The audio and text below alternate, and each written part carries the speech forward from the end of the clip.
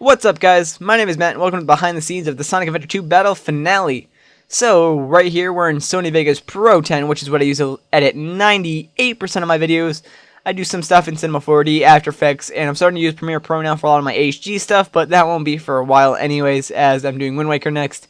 And that's just going to be really high quality SD footage from the new capture card, and you guys are going to love it. It's going to look great. I did some more testing. This actually isn't what the final look of it is going to be. This is an early test capture that I did with it. I changed a few things, and it looks a lot better now. So, this isn't the final look of it, but it's pretty close, so it's going to look a lot better. But anyways, that's not what we're here for. We're here to look at how I edited the finale of episode 2.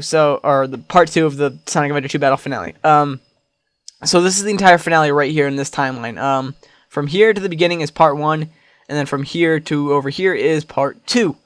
Part 1 was nothing special at all, guys. This was just a basic edit for the LP, except for the fact that I took out the commentary that we did over the cutscenes. Like, if I drag this out, you'll see that I did have commentary over this cutscene, but we decided to take that out and just have the story play through, because we thought it would be more epic and it would work better that way. So yeah, I just turned the game volume down a bit so that my commentary isn't overpowered by it. And I did that for all of these. And then a lot of people wondered how we made it look like we were playing together. A lot of people actually thought we were playing it at the same time, but we weren't. It was just some very clever editing in the background of how we did it. So if you played or even watched the LP, you'll notice that there's a hero and a dark side. And then after you beat that, you unlock this last story right here. Now, this last story is its own separate story, and it took me about 45 minutes to complete. It took Ray around an hour or something like that. I don't know.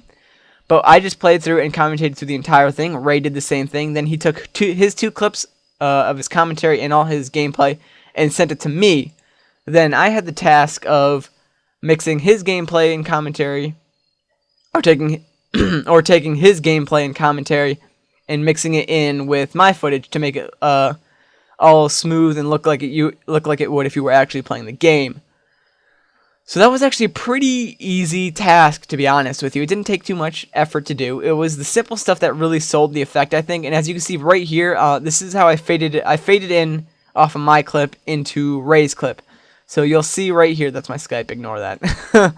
As you can see right here, there's this clip right here that it looks kind of shadowed, but that's actually just because my clip is the one in the background and Ray's is the one in the foreground. Oh no, Ray's is the one in the background and mine was the one in the foreground. Oh, get rid of that. Is mine in the foreground. So we captured at slightly different resolutions. I don't know why my new computer captures slightly larger than my old computer captured. I'm not sure why it does that, but it does.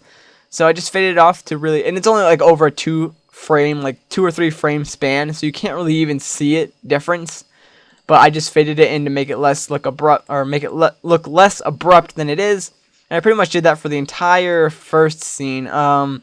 I would just swap in Ray's thing when it was his turn, and then put mine back in when it was my turn. And then over here, I just have a regular 3D transition that comes with Vegas in there, and then I added the switch effect later. I don't know why it's loaded in there. I think I deleted the audio track when I was working on part 2, just because I didn't want it in the way. So part 1 was pretty simple. It was just basically all of that. And then part 2 was a little bit trickier, but it was actually kind of more of the same, really. There's a lot of cuts here because this is where we were fighting the boss. So when Ray was fighting the boss as Shadow, I took his Shadow clip and his commentary, dropped it in there, and then when I was fighting the boss as Sonic, I had my commentary and my Sonic footage in here. So, you know, I started out, since you started as Sonic, I started out, have my clip here, then I would cut it. I would cut my clip where I started playing as Shadow, and then put Ray's clip where he started playing as Shadow, and put Ray's commentary in there. And then again, here's a fade off. You can kind of see the glitch we had there with the things. But there's a fade off there, and then Ray's clip starts, and then it fades off, and then my clip starts. And if you'll actually listen to this fade off real quick, hang on, let me get rid of this. If you listen to that fade off real quick, you'll actually notice something. If you'll notice, the music isn't exactly synced up to the entire clip, so I faded it off to kind of make it smoother and make it less noticeable, but it is noticeable. None of you guys actually pointed that out in the comments. I'm surprised, or the fact that the ring counter and the life counter constantly changes throughout this entire these entire videos. So none of you guys pointed that out. I was actually surprised. I could have swore that at least one of you guys would have pointed all the editing mistakes out, but none of you guys did, and I was actually really happy with that. If you'll notice right here, actually, Alright. The music actually synced up perfect in this one location. It's kind of cool. I don't know exactly how that happened. I mean, it was just kind of a random thing that happened, so that was kind of cool to see it happen. Again, just a bunch of fade-offs to make it look smoother, and then over here I cut the commentary, have the credit cutscene, then my commentary cuts in, I lower the volume again, so that it's not overpowering. Then there's a fade-off, a black thing, and then the Wind Waker stuff. And then here's Ray's portion of the credits, which I would just drag in over here, and then I would delete my stuff and drag his commentary in. So I would just do something like this actually to make it look. I would just put his like right here, and then put his audio here, and then I would just sync it up to the other actually his would go over here because he didn't record as much as I did. So I would just put it here, then I would delete everything on this layer, and then move his up into there, and then delete these extra layers, if that makes sense.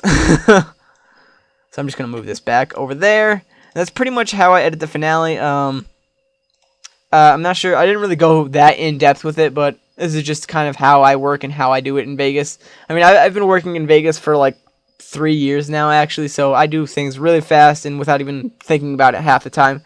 But I will make more of these video guys, or maybe blah blah blah. Okay, hang on. I will make more of these videos if you guys want me to. I don't know how or what else I could explain, but maybe in the future, if you guys are interested, I'll make a few more of these, and we'll go from there. So I will see you guys later.